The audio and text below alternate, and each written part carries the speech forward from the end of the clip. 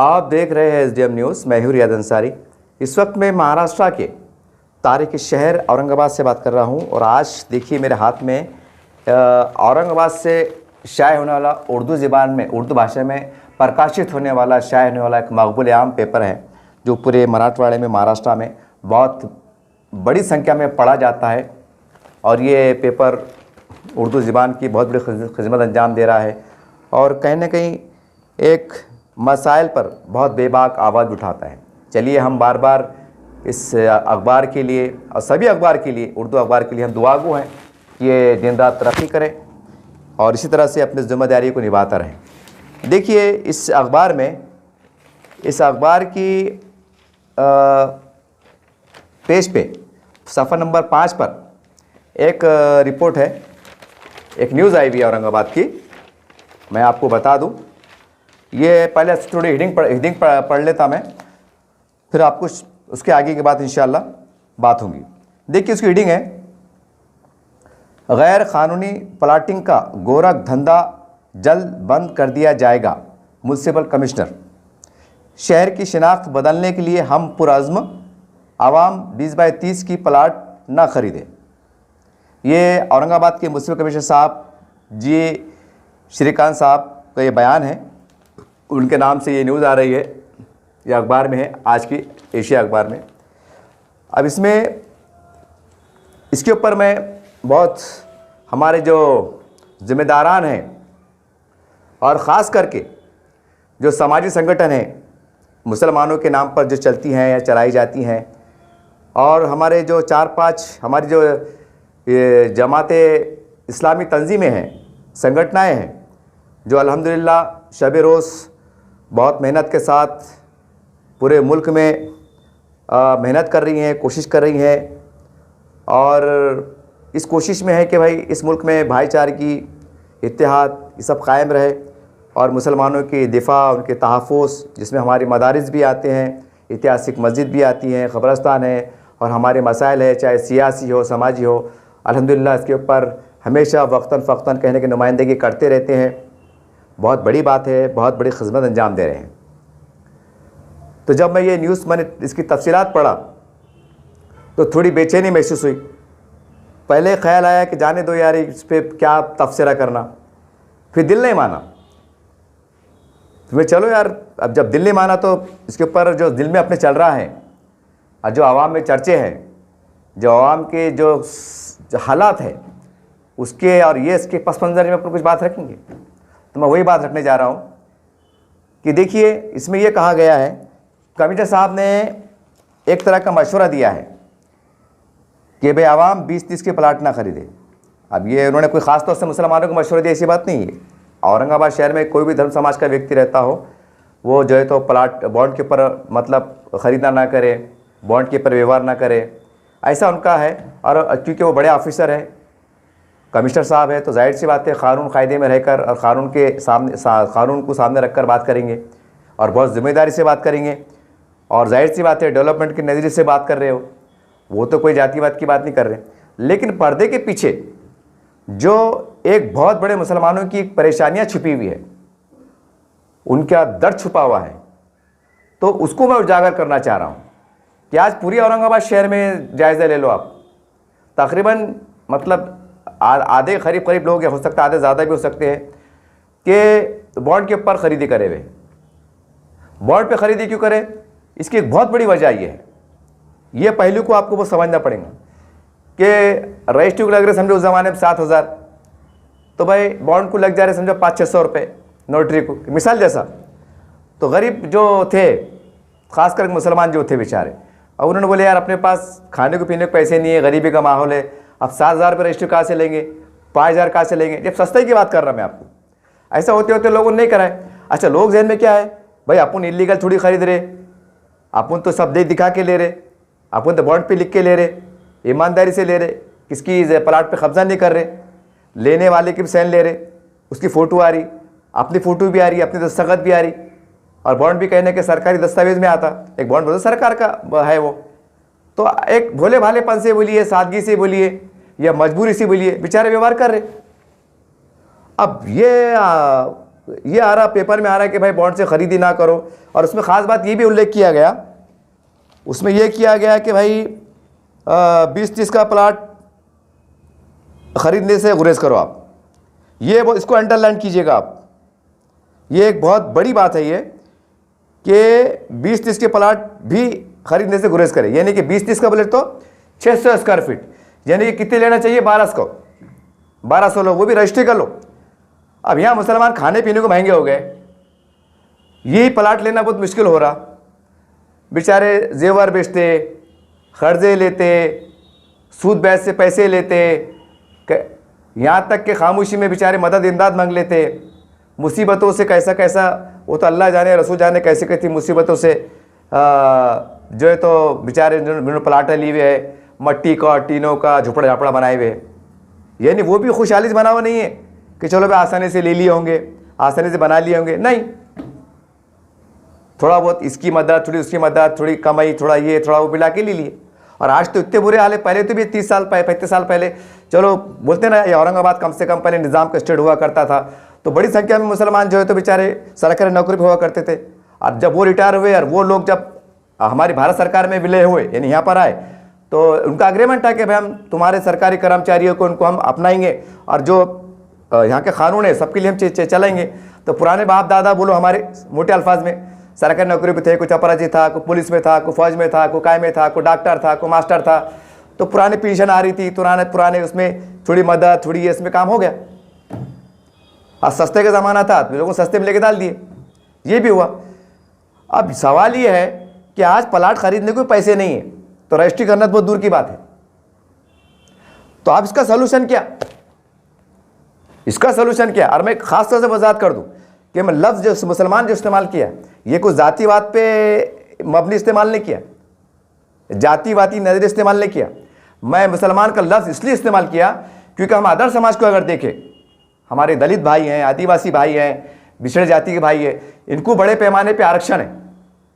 ये पढ़ने लिखने में भी आरक्षण में जा रहे, नौकरी में भी आरक्षण है। आप अखबार उठा के देखो, कोई भी अखबार, जैसी नौकरी निकलती तो राखी हो जगह, ये चाहना दूसरे नहीं आना। अखबार में आता, कोई ढकी छुपी बात नहीं है, कोई आरोप नहीं लगा रहे। कानून के फ्रेम में जो भी उनका क्राइटेरिया है, जो उसका कानून बने उसके हिसाब से काम होता। यानी कि नौकरी में भी उनको एक कहीं ना कहीं सहूलत दी जा रही, उसकी मुखालिफत नहीं है, अच्छा है।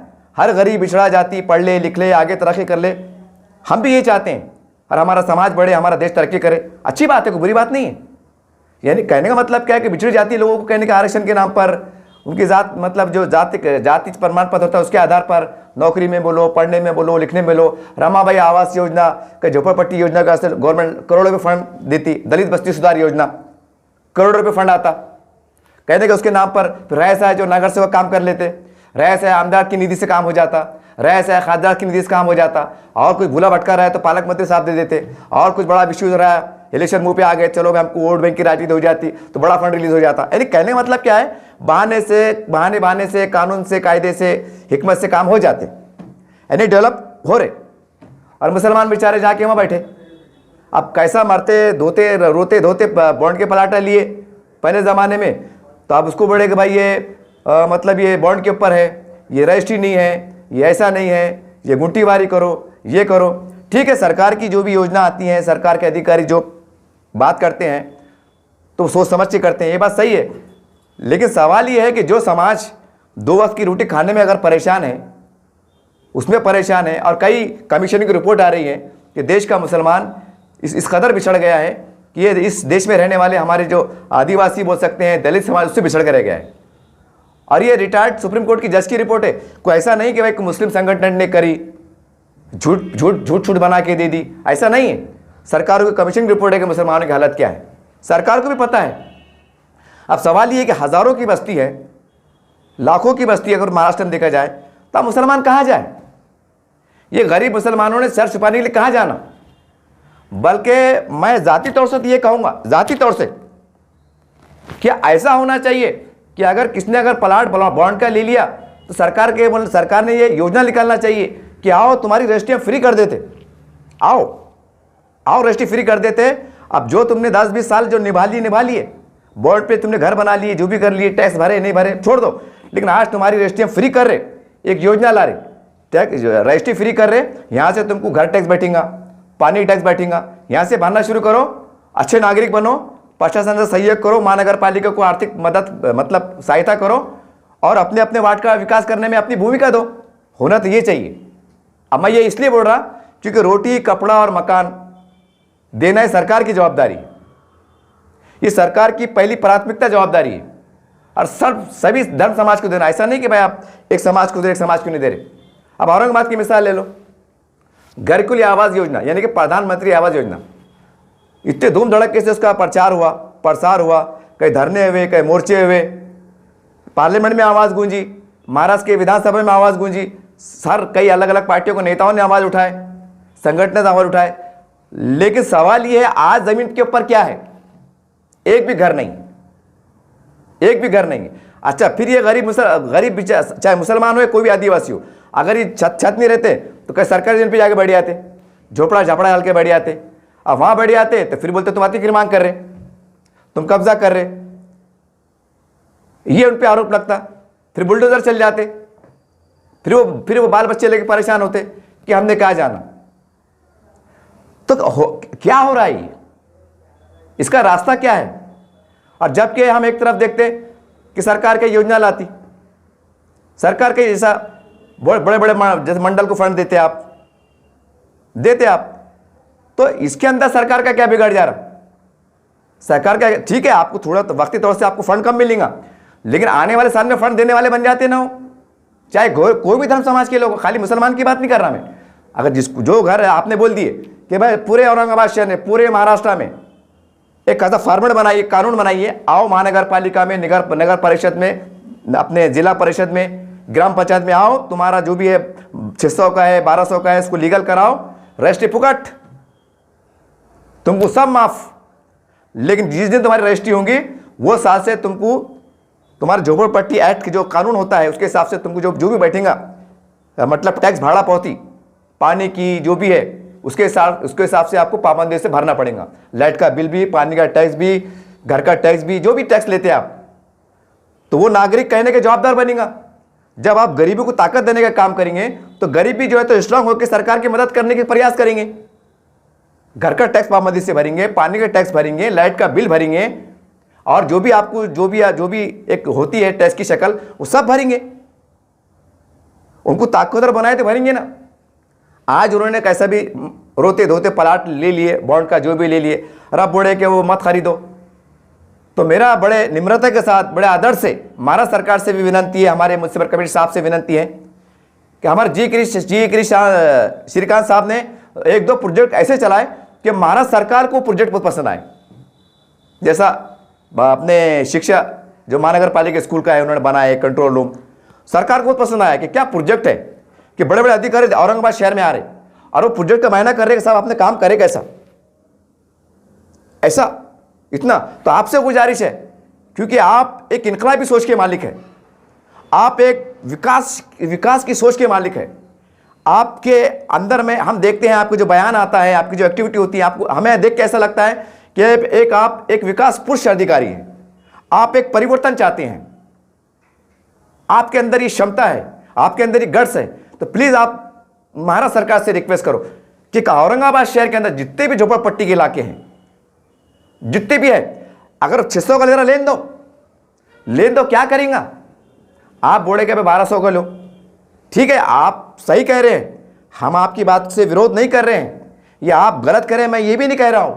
लेकिन सवाल ये साहब, मैं गरीब आदमी हूं, थोड़ी देर के वास्ते मैं गरीब हूं, मैं रोज कमाता रोज खाता हूं, मेरे लिए वो 20-30 का प्लाट लेना भी मुश्किल हो रहा है। तो बताइए मैं 1200 कहां से लूं? और खास बात यह है सर, अगर मैं 20-30 का प्लाट ले भी लूं तो मेरी ताकत रजिस्ट्री करने की नहीं है, क्योंकि मेरे 3 बच्चे खाने वाले, मेरी हम मियाँ बीबी है, हमने किराया भरना के पेट को खाना, ये सच्चाई है। ये आपको उदाहरण दे रहा, ऐसे हजारों लोग हैं। फिर ये लोग, फिर हम देख रहे हैं समाज के अंदर टूट फूट होती है, बड़ी संख्या में नौजवान जो है तो बुराई की तरफ जा रहे हैं, क्राइम की तरफ जा रहे हैं, घटनाएं घट रही हैं, कई मर्डर हो रहे हैं, कई चोरियां हो रही हैं, कई नशे का कारोबार, कई नशों के इसमें लत पड़ रही है। ये क्यों हो रहा है? मायूस कि हम 50 साल से रह रहे, हम 30 साल से रह रहे, हमको घर नसीब नहीं है, हमने कब तक किराया भरना, जो बच्चे छोटे छोटे थे एक खुली में जम जा रहा था, अब बच्चे जवान हो गए, अब 3 रूम किराए से कहाँ से लेना, 3 रूम का भाड़ा 5,000 रुपये हो रहा, कहाँ से देना। मायूस, बच्चे को काम मिल रहा कभी नहीं मिल रहा, बच्चे बेरोजगार है, करे तो क्या करे। छोटा मोटा कारोबार कर रहे तो अतिक्रमण हो जाता, तुम यहाँ मत करो, तुम यहाँ मत खड़े रहो। हम औरंगाबाद में देखते हैं सरकार आकर जुल्म नहीं मना रही कि आप यहाँ कारोबार करो। बड़ी अजीब गरीब सूरत हाल है। अब क्या करे इंसान, क्या करे? क्या उसके दिमाग के अंदर एक बागियानापन, एक बगावत पैदा नहीं होंगी, एक अपने आप से नफरत नहीं होंगी? वो कहां जाए? वो तो चाहता है कि मैं अच्छा नागरिक बनूं, मैं परिवार का अच्छा सदस्य बनूं, मैं एक अच्छा पिता बनूं, मैं एक अच्छा बेटा बनूं। क्या करे, क्या करे, करे तो क्या करे? अब ऐसे हालात में, अब मैं थोड़ा और अब आता हूं अब मुद्दे की तरफ। अब ऐसे हालात में, अब हालात क्या चल रहे हैं आपको मालूम है। मैं तमाम जमात इस्लामी हिंद है, जमीयत उलमा हिंद है, सुन्नी जमात है, अहले हदीस है, हमारी ये बहुत काबिल एहतराम तंजीम है हमारी। ये लाखों करोड़ लोग आपको मानते हैं, आपकी खिदमत को सलाम करते हैं, आपकी बात पे लब्बैक कहते हैं, आपको सर आंखों में बिठाते हैं। ये सच्चाई है। मैं आपसे बड़े अदब के साथ, बड़े एहतराम के साथ अपील कर रहा हूं कि खुदारा आप जागिए। छोटा मुंह बड़ी बात कर रहा हूं मैं, ये नहीं कह रहा हूं कि आप खामोश बैठे हुए, आप सोए हुए गफला, ऐसी बात नहीं है। लेकिन क्या करूं साहब, बड़ी हैरत होती है ना कि समाज क्या चल रहा है और कोई बड़ी हलचल नहीं होती है, तो मजबूर होकर बोलना पड़ रहा हूं। वरना छोटा मुंह बड़ी बात, मेरी क्या औकात, मेरी क्या हैसियत कि मैं आपके ऊपर लबकशाई करूं, यह आपको मशवरा दूं, मेरी कोई हैसियत नहीं है। मैं बहुत छोटा आदमी हूं। आपसे गुजारिश कर रहा हूं, अब ऐसा माहौल कीजिए, चारों तंजीम एक फंड बनाइए, वफ घर की योजना। हमारे पास ज़कात का निज़ाम है, हमारे पास खैरात का निज़ाम है, हमारे पास अतियात का निज़ाम है। हमने देखा इससे पहले 2-5 महीने पहले कोई रहमानी साहब का नौजवान लड़का वीडियो पर चलाओ कि उसको एक स्कूल बनाने का था। वो बच्चे नौजवान को जुनून था कि समाज के बच्चे पढ़े लिखे अच्छे अधिकारी बने, समाज की सेवा करे, हमारा देश का नाम रोशन करे। 5 का 6 करोड़ रुपए लग रहे थे। उन्हें ऐलान किया, अपील किया कि 100 रुपये डालिए, आप ज़्यादा मत डालिए। पूरे देश के वासियों से अपील किया। आपको बड़ी हैरत होगी कि 2-3 महीने में वो करोड़ रुपये का फंड जमा हो गया। बाद में उनको अपील करना पड़ी कि भाई मेरा पास फंड जमा हो गया, अब मुझे फंड मत दो, आप मेरे अकाउंट में पैसे मत डालो। ये अभी के 6 महीने का पहले का वाकया है। ये कोई 400 साल पुराने मुगल की तारीख नहीं बता रहा मैं आपको। क्यों नहीं कर रहे आप काम? एक तरफ आप ही की तारीख है कि जब देश आजाद हो रहा था, फांसी के फंदे को चूमे आपने, फांसी के फंदे को चूमे ताकि देश अंग्रेजों की गुलामी से आजाद हो जाए। और आज मुस्लिम समाज गुर्बत की गुलामी में जकड़ा हुआ है, गुर्बत की, बेबसी की, मायूसी की गुलामी में जकड़ा हुआ है। एहसास कमतरी के दलदल में धंस रहा है कि यह एहसास नहीं होता कि रिवायती तौर से कुछ रमजान में कीटा बांट देना, किसी को कुछ कपड़े बांट देना, थोड़े बहुत पैसे बांट देना, हो गया, होगी जिम्मेदारी पूरी। माफी के साथ कह रहा हूं, आप बहुत बड़े लोग हैं। मैं पहले कहा कि मेरी कोई हैसियत नहीं है आपको मुखातिब होने की, मगर दर्द के साथ आवाज दे रहा हूं। दर्द है साहब, बहुत दर्द है। इतना दर्द है कि वो एक मिसाल दूंगा आप कि मुहर्रम में देखते हैं आप, हमारे शिया भाई जो तो मातम करते हैं, पूरा जिस्म छन्नी छन्नी हो जाता है। इस कदर दर्द है। इसलिए दर्द है कि मैं समाज में घूम रहा हूं, 3 साल से घूम रहा हूं। गुर्बत के मारे क्या क्या वाकयात हो रहे हैं, कुछ वीडियो को मैंने शूट भी करा हूं। ऐसे ऐसे वाकयात हो रहे साहब, मैं बता नहीं सकता, कसम खुदा की मैं बता नहीं सकता। अगर मैं उसको वीडियो शूट करूंगा ना, शर्म से सरसार हो जाएंगे बड़े बड़े लोग। क्या मुसलमानों में यह माहौल चल रहा है और मुसलमान जिम्मेदार खामोश? क्या मुसलमान समाज के जिम्मेदारों को पता नहीं चल रहा है? एक मामूली सा यूट्यूबर, एक मामूली सोशल मीडिया चलाने वालों को इतनी बारीकी से नेटवर्क चला रहा है, समाज की दलदल को उजागर कर रहा है, समाज की बेबसी को, गुर्बत को उजागर कर रहा है, और ये बातें उनको पता नहीं चल रही है। तो क्यों नहीं चल रही है? कोई तो वजह होगी। क्या वजह है? क्या आपको पता नहीं है? क्या आप खामोश है? क्या आपके तिला नहीं पहुंच रही? मैंने कई बार वीडियो बोला हूं, निशानदेही करा हूं, यहां तक बोला हूं कि चलिए मैं बताता हूं मुख्तलिफ मौके पर, लेकिन कोई फोन नहीं आया कि चलिए अंसारी साहब आप तो चिल्ला चिल्ला के बढ़ो, कौन सी बस्ती में चल रहा है, चलो हम चलते रात के अंधेरे में खामोशी में, क्या मामला है, हम कुछ समाधान करने की कोशिश करते। लेकिन नहीं,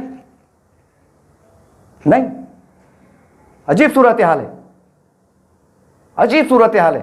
बहरहाल आपसे गुजारिश है कि पूरे महाराष्ट्र से अगर आपने एक QR कोड, क्या बोलते हैं वो, पैसे जमा करने का, वो रहमानी नौजवान लड़के ने बनाया था, अगर आप ऐसा ऐलान करते हैं चारों इस्लामी संगठन जिम्मेदार इत्तेफाकिया तौर पर, मुश्तरका तौर पर एक मीटिंग लो आप, घरकुल वक्फ योजना, ऐसा कुछ भी नाम दो, अच्छा सा प्यारा सा नाम दो, एक QR जारी करो, ऐलान कर दो कि आखिरी दर्जे पे मुसलमान 1 रुपया डाले, 1 रुपया रोज, 1 रुपया, 1 रुपया, 2 रुपये, 5 रुपये, 10 रुपये, 50 रुपये, 100 रुपये, 500 रुपये, ये आप डालें, यकीन मानिए बहुत बड़ा लाखों रुपए जमा होंगे। और उसके बाद क्या कीजिए, जैसा सिडको हमारा एक प्रोजेक्ट चलाता, हाउसिंग सोसाइटी चलाती, ज़मीन लो आप 10 एकड़ 15 एकड़ उसको खरीदो। ज़रूर नहीं प्लाटिंग बनाना, बहुत बड़े 4-4 मालिक बिल्डिंग बनाना, ज़रूर नहीं है।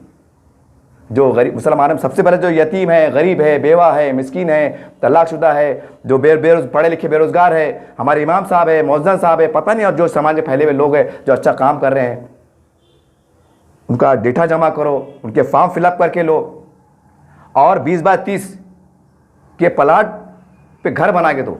और बोले तो ऐसे नहीं, बहुत RCC में नहीं, कच्चे पक्के टीनों के मकान, कच्चे पक्के टीनों के छत है, पुरानी ईंटें है, तख्ते तुख्ते कुछ भी बना के दो, कम से कम इज्जत के साथ तो जीएंगे, ये एहसास तो रहेंगे कि नहीं ये हमको हमारा जातिया घर यहाँ से कोई निकाल नहीं सकता। ठीक है, आज हम तख्तों के टीनों में मकान में रह रहे, अल्लाह ने नवाजा, बच्चे अगर तरक्की करे तो कल अच्छा पक्का मकान में बना लेंगे, डबल मंजिला बना लेंगे, ट्रिपल मंजिला बना लेंगे। रास्ते हमारे होते हैं ना, आज अपने अतराफ में जायजा लो आप, कई लोग जो किराए के मकान में रहते हैं 3-3 बिल्डिंग के मालिक हैं, कई लोग जिनके मकान कच्चे थे आज उनकी 2 माले की बिल्डिंग बनी हुई।